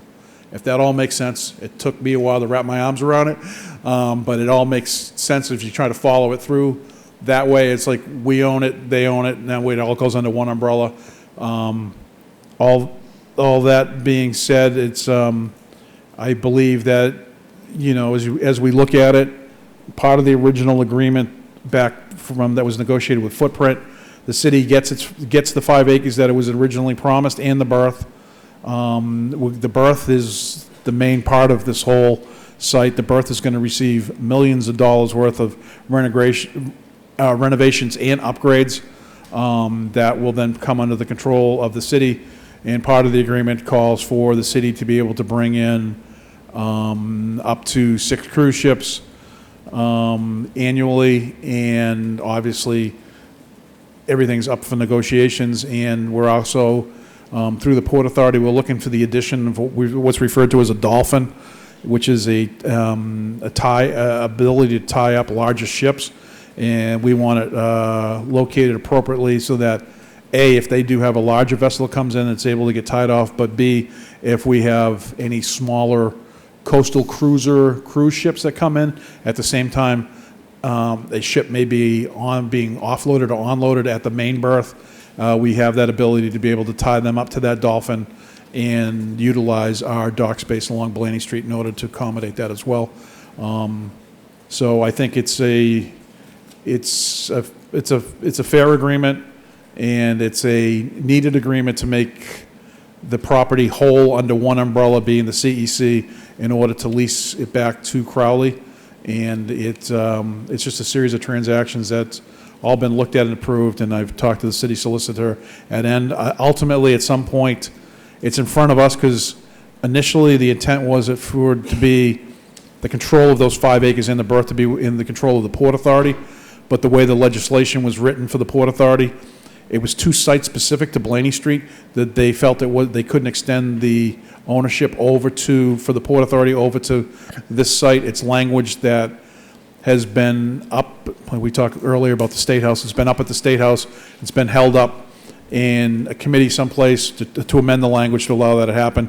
And I would hope that at some point, excuse me, next year, that when if the State House does act on that legislation, that this body would then turn and revert the control of the 5 acres in the berth back to the Port Authority where it was intended to go. But for right now, for the purposes of what's in front of us, in order for this all to happen, that's the long-winded version of what this two-line order is about. So I move for adoption by roll call vote. Thank you. Councillor Cohen? Thank you, President Stott. Thanks for the recap, Councilor McCarthy. I just want to address one component, and that is the Clean Energy Center having control of this site for an extended period of time. I'm very much in favor of that. The Clean Energy Center has one mission, and that is to power all our appliances, from little ones to huge ones, through clean energy. For example, all the Mass Save rebates that we take advantage of are through the Clean Energy Center. By having this under the control of the Clean Energy Center, changes of administration or city councils or anything else will not affect this terminal site being used for anything other than to further our mitigation of the climate crisis. Thank you. Any further discussion?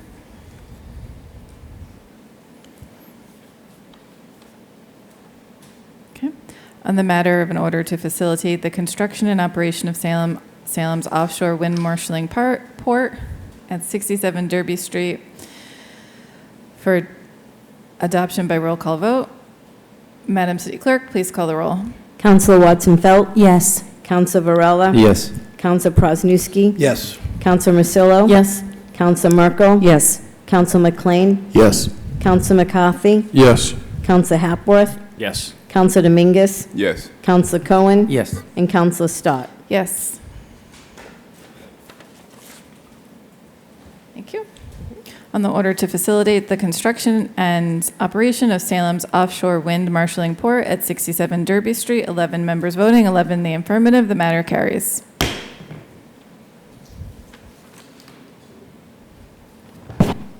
I don't think, he does want to sign it tomorrow, so if you can, yeah.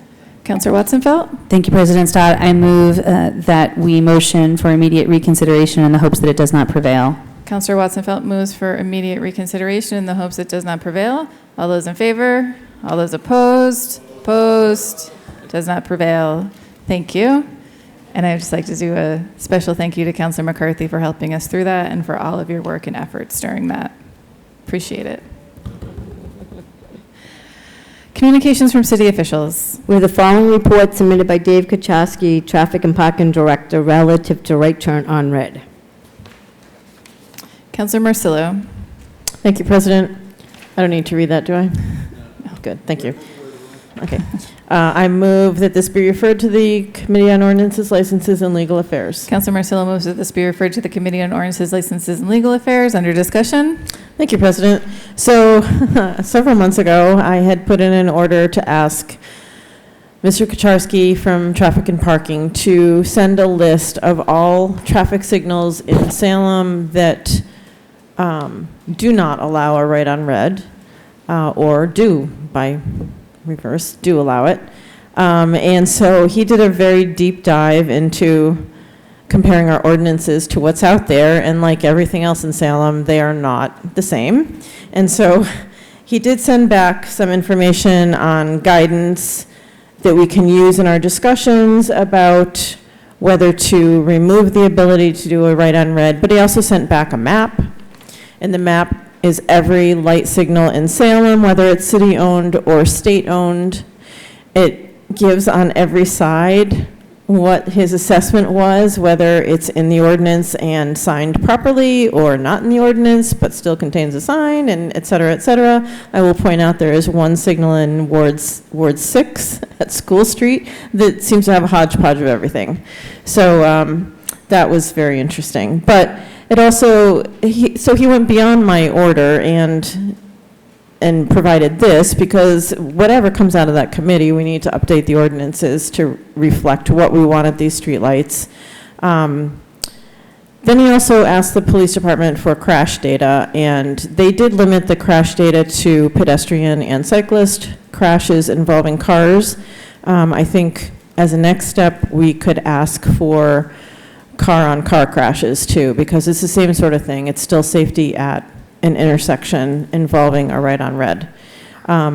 So the intention here is to send this to the OLA committee, and I had discussed with him having maybe even a joint meeting with the Traffic and Parking Commission so that we could start talking about what the recommendation would be from the commission's point of view, from the police department's point of view, and what the councilors see moving forward as a way to make our intersections safer. And I think if you look at the map, and I will put all of this in the share drive, and the map will be much more readable there. If you look at the map, it's pretty clear that the focus is in the downtown area, which is what I expected. And if any of you came through Riley Plaza today on your way here, you saw that it's already a mess. And, you know, the lights turned red and the intersection is completely jam-packed in any direction you're going, and people are still trying to do right on red. And, I mean, it's just a mess. So I also have been collecting a lot of articles and studies having to do with right on red. I'll be putting those in the share drive too, just to get people up to date. If you find things that you would like to add to the share drive, please do that. I'll create a folder on this issue. And so that's it. Thank you. Any further discussion? Councilor Merkel? Thank you, President Stott. Just very briefly, I want to thank Councilor Masillo for bringing this in, and the Traffic and Parking for taking a deep dive. Just walking around the downtown constantly, I see problems with the right on red. Just about 2 weeks ago, I watched a friend of mine cross towards me on North Street with the walk light, and someone took a right on red and almost hit her. But then what was extraordinary is the car stopped to yell at her for being in the road. And it's just really ongoing. So I do appreciate that. And I was also wondering if it's moved to OLA, if maybe it would be a committee of the whole as well. Thank you. Yes, co-posted, sorry, I meant to say that. Making that co-posted. Thank you. Councilor Dominguez? Thank you, President Stark. I'm in big favor of this discussion, and I'm looking forward to. I want to thank you, the Ward 3 Councilor. However, I wanted to, I don't know if you include the traffic department into the conversation too. I know you say that, the police side be involved also. So when we had the time for discussion, we can ask questions and make sure that we hear from the professionals. I remember in the last comments when you brought this order back on the days, Councilor Personowski, who used to be in traffic department, has some legit concern that I wanted to bring it on the discussion. So we wanted to make sure that we do it right, that we make the perfect or the best decision for the most people here in Salem. Just keeping in mind this is a visitor city, which we have a lot of people coming in, and sometimes if we do it in a wrong way, what we can do, in order for us to create a safe, we might create a congestion or more traffic based on the fact that maybe stopping, not turning on red when they're supposed to turn on red. I think that one of the reasons why it's not made nationwide is because it alleviates some of the traffic. Anyway, the discussion is going to be when we get the chance, so I'm looking forward to that discussion. Thank you. Any further discussion? On Councilor Marsillo's motion that this be referred to the Committee on Ordinances, Licenses, and Legal Affairs, co-posted with Committee of the Whole. All those in favor? Any opposed? Matter carries. Petitions. We have a sorry. Oh, did I miss a page? I'm sorry. Further communications from city solicitors. I was just From going to city read it officials. anyways. We have a communication from city solicitor regarding removing Clover Street from the list of accepted streets by the Committee on Ordinance, License, and Legal Affairs by holding a public hearing in their committee. Councilor Marsillo. Thank you, President. I move that this be referred to the Committee on Ordinances, Licenses, and Legal Affairs. Councilor Marsillo moves that this be referred to the Committee on Ordinances, Licenses, and Legal Affairs. Under discussion. This is just another street that was improperly accepted by the city long ago, and we need to correct it. Okay. Any further discussion? On Councilor Marsillo's motion that this matter be referred to the Committee on Ordinances, Licenses, and Legal Affairs. All those in favor? Any opposed? Matter carries. Now we are truly on to petitions. We have a petition from Comcast to install conduit on Grove Street. Hearing ordered for September 28, 2023. Further petitions. We have a petition from National Grid to install conduits on Amanda Way. Hearing ordered for September 28, 2023.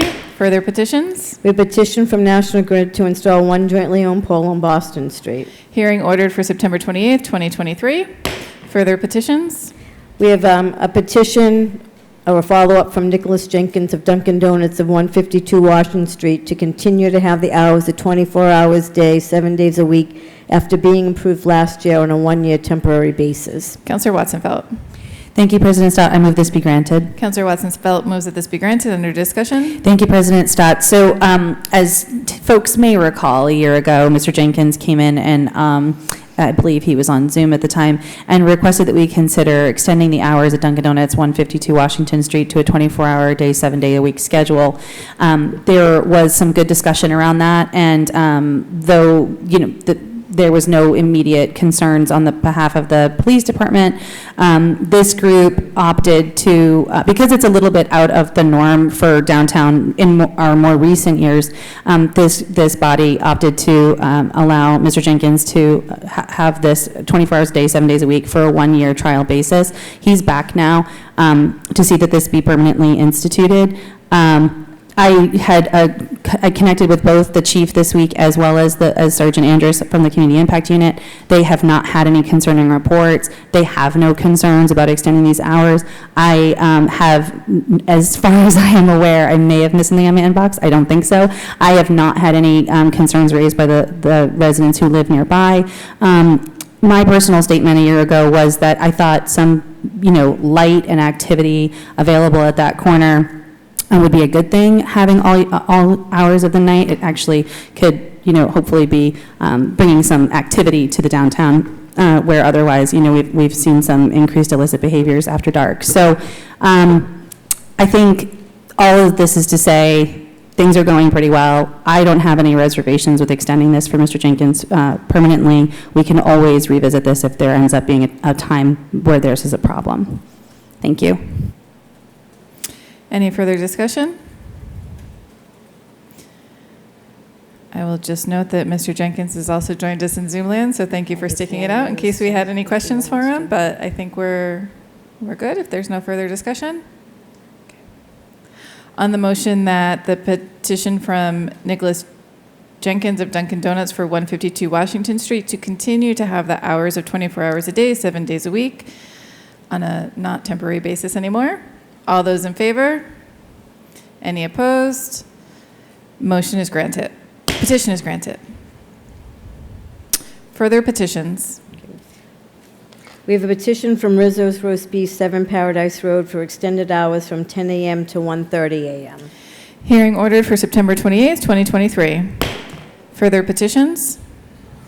We request from Salem Common Neighborhood Association to hold Kids Fun Fest on the Salem Common October 21st, 22nd, 28th, and 29th from 10 a.m. to 6 p.m. Councillor Watson-Felt. Thank you, President Stott. I move that this be granted. Counselor Watson-Felt moves that this be granted. Under discussion. Thank you, President Stott. It's the Kids Fun Fest. It's back again. This is a favorite of the community, I think, these days on the Common every October. It's a great opportunity for the kids to come together and play, and there's always a lot of great rides, and it's hosted by the Salem Common Neighborhood Association. It's good family fun. For my part, and I've expressed this in the past, I've said it multiple times, I just ask that the vendors take extra special care with our grounds and that they take all measures possible to protect the grounds as best as that they're able. Beyond that, we look forward to having the fest back again. Thanks. Any further discussion? On the motion to grant the request from Salem Common Neighborhood Association to host the Kids Fun Fest on the Salem Common, October 21st, 22nd, 28th, 29th, and 23rd from 10 a.m. to 6 p.m. All those in favor? Any opposed? Matter carries. Further petitions. We have a request from B&S Fitness to hold a Wicked Half Marathon Road Race in use of city streets on September 24th from 7 a.m. to 11:30 a.m. Councilor McCarthy. Thank you, President Stott. I move that it be granted. Councilor McCarthy moves that these be granted. Under discussion. Briefly, I just would once again remind B&S Fitness that with the duration of this race and the fact that it starts at 7 a.m., there is no amplification before 8 o'clock. As much as I love Steve and Brandy Dion, Steve gets a little excited first thing in the morning and he wants to start singing and encouraging the runners. If someone's getting up at 7 o'clock in the morning to be there at 7 to run a half marathon, they're engaged, ready to go, as much as they don't not need Steve yelling at them to encouraging them, and let's get going. And I appreciate his enthusiasm, but sometimes the neighbors don't appreciate his enthusiasm. So if the race can get off early so it gets done at a reasonable hour, so be it. That's great. And obviously, whatever transpires after the race, during the race, after 8 o'clock, that's all great. But just as long as they adhere to that rule of 8 o'clock for amplification, that'll be great. I mean, obviously, there'll be some minor amplification around getting everyone together for the start itself. But once again, another great road race that B&S puts on. And I wish them well, and it's something they've done for years. Any further discussion? On the motion that the petition from B&S Fitness to hold the Wicked Half Marathon Road Race in use of the city streets on September 24th, 2023 from 7 a.m. to 11:30 a.m. with amplification after 8 a.m. All those in favor? Any opposed? Matter carries. Further petitions. We have a request from the residents of Pleasant Street Ave to hold a block party on September 30th from 2 p.m. to 6 p.m. with a rain date of October 1st. Councilor Watson-Felt. Thank you, President Stott. I move that this be granted. Councilor Watson-Felt moves that this be granted. Under discussion. No real discussion on this one, just to remind the residents of Pleasant Street that they actually have held this in the rain before. So rain date notwithstanding, I hope they have a great time. Thanks. Any further discussion? On the motion that we request the petition for the residents of Pleasant Street Ave to hold a block party on September 30th, 2023 from 2 p.m. to 6 p.m. with the rain date of October 1st, 2023. All those in favor? Any opposed? Matter carries. Further petitions. We have a request from the residents of Boardman Street to hold a block party on September 23rd from 4 p.m. to 8 p.m. with a rain date of September 24th. Councilor Watson-Felt. Thank you, President Stott. I move this be granted. Councilor Watson-Felt moves that this be granted. Under discussion. Nope, just hope everyone has some good, safe fun. Thanks. Any further discussion? On the motion to grant the petition from the residents of Boardman Street to hold a block party on September 23rd, 2023 from 4 p.m. to 8 p.m. with the rain date of September 23rd with the rain date of September 24th. All of those in favor? Any opposed? Matter carries. Further petitions. We have a long list of public guides and two taxi operators. Councilor Marcillo. Thank you. I move that these be granted. On the motion to grant those, under discussion. No discussion. For the motion to grant the petition for the following license applications for public guides and taxi operators, all those in favor? Any opposed? Matter carries.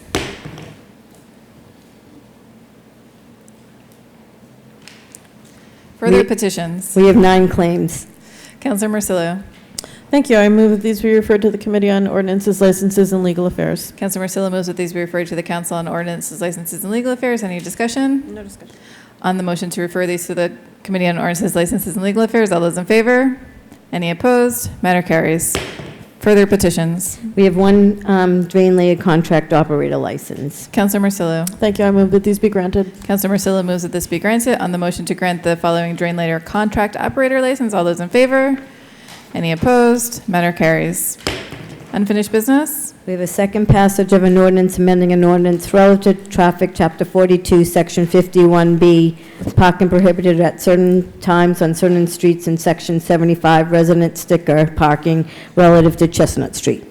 Councilor Watson-Felt. Thank you, President Stott. I move that this be adopted for second passage. Councilor Watson-Felt moves for adoption for second passage. Under discussion. Sure, thanks. As we were here with our last meeting, the Traffic and Parking Commission wanted me to state on their behalf today that they did in fact have a meeting to review data that was collected over a relatively brief period of time, the month of August, when Hamilton Hall doesn't actually hold events because it doesn't have air conditioning. And based on that data, decided to reject this request on behalf of the residents. That has already seen first passage in this body. They also offered an amendment that that 2-hour parking be continued to be allowed on that block Monday through Saturday, 8 a.m. to 6 p.m. I am rejecting those options tonight. This has already seen first passage. It's undergone a lot of contemplation by this body. I have done incredible amounts of due diligence. In fact, just today, I have also followed up directly with Lieutenant Tucker, the Chief of Police. I have spoken to the Treasurer of Hamilton Hall. I have been in regular contact with the residents, both the Neighborhood Association and the petitioners. And I have spoken to the mayor about this previously. So I have no problem moving forward with this original request to convert this 200 and some odd feet section of Chestnut Street to resident only, reminding everyone present that the rest of Chestnut Street, over 1,000 feet, remains unchanged and is allowed 2-hour non-resident parking. I have had a lot of great conversation actually with Hamilton Hall, looking forward to further supporting their needs if and when they become present in the future. I know that the organization is looking to do a lot of really good work around making their facility more handicapped accessible. So I would definitely think in the future we'll be seeing a request for an accessible spot coming back before us. But until that time, I'd like to see this adopted for second passage by this body. Thank you so much. Any further discussion? Councilor Merkel? Thank you, President Stott. Yes, no questions, just a comment. I do plan to vote to approve the Ward 2 Councilor's request. I'm familiar with the many communications that have taken place about this between the Ward 2 Councilor, residents, the affected business, the police, and have taken into the consideration the work and the comments made by Councilor Watson-Felt. I just want to mention the idea, even though it's a different conversation, moving forward maybe revisiting the proposal a few years ago regarding giving Traffic and Parking Commission some authority in decision-making with the option with the ward councilor to revisit at their discretion, not only to utilize the expertise of traffic and parking, but create a clearer path forward for communication and procedure. But again, I do recognize and appreciate all the work that Councilor Watson-Felt did put into this issue. Thank you. Any further discussion? On the second passage of an ordinance amending an ordinance relative to traffic, Chapter 42, Section 51B, parking prohibited at certain times on certain streets, resident sticker parking relative to Chestnut Street. On adoption for second passage, all those in favor? Any opposed?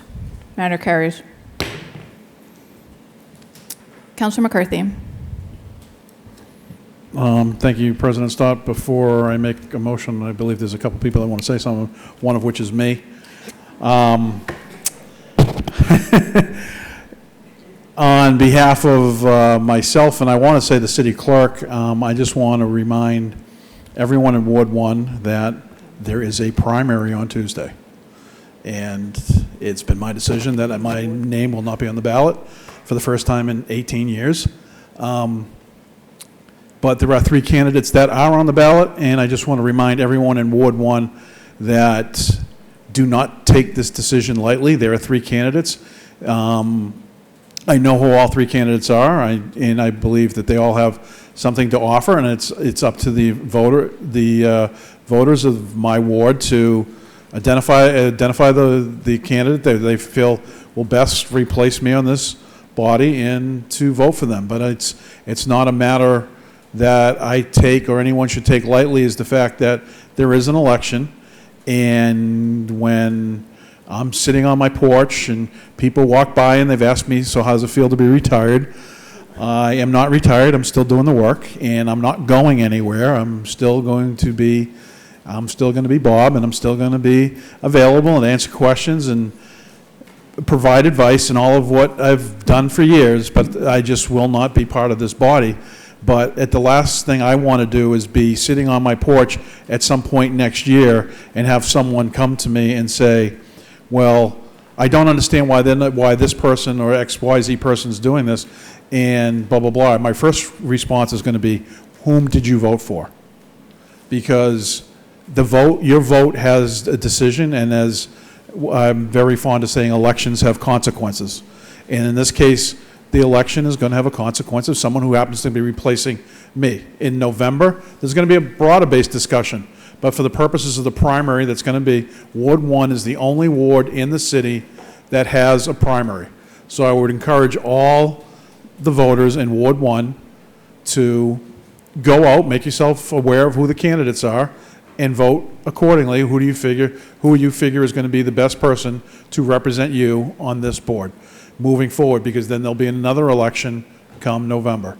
But I would just hope that where Ward 1 is the only election, and it's what the city clerk and her staff is gearing up for, I would hope that traditionally Ward 1 happens to be one of the wards that has a big turnout. So I hope they would come out and support their candidates who are in the field, and that we have a fair election, as we always do here in Salem, that the two front runners will then be available on the ballot come November. But I wish them, all the candidates, all the luck, and I would just, as I said, I would encourage my constituents in Ward 1 to come out and vote.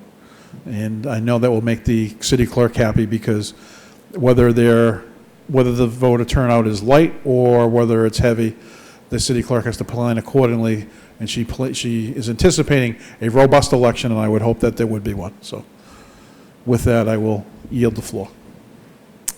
Thank you, Counselor. Every vote counts. Thank you, President Stott.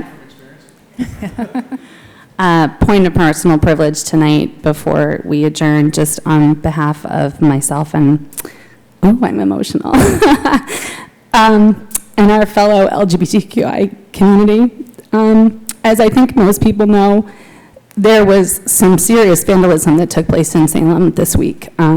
There was a perpetrator who decided to deface our rainbow crosswalks, our trans support crosswalk, the LGBTQ support painted doors at the Tabernacle Church, which had just actually hosted the queer prom, as well as a flag on the Northeast Animal Shelter. And there have been symbols and all kinds of things as a part of that defacement that have caused a lot of real anxiety and frustration and fear and sadness in our community. But I don't want to talk about that. I don't actually want to talk about that any more than I already have. What I want to talk about is the incredible, unanimous, bold, loud public support of both this body, our police department, our Salem Public Schools, every leader, every community leader that I know of, and the chief of police and his entire police department, who have all sprung into action. The story goes, this happened. It was first seen, I think, witnessed by our early morning runner, Councilor Lapworth, who sprang into action in immediate real time. There was a lot of communication, a lot of conversations, and through our networks, the channels at this and this body, I think just our friends, our community, we were able to help identify additional locations. The story sort of began to unfold. We were able to support the police. The mayor was involved, and I think what all of that shows is, you know, the DPW spring into action to wash the streets. All of that shows that we are actually stronger when we act in solidarity in the face of heinous acts that have been openly condemned by our leadership, and I'm so grateful. I've said it before, I say it every Pride. When I read the Pride resolution, I'm so grateful to be from and live in a community that supports a diverse base and population and holds our no place for hate tenet really strong. And I just want to personally thank everyone for their ongoing support. Thanks. Thank you. Well said. Anything else? Councilor McCarthy? With that, I move for adjournment. Councilor McCarthy moves for adjournment. All those in favor? We are adjourned.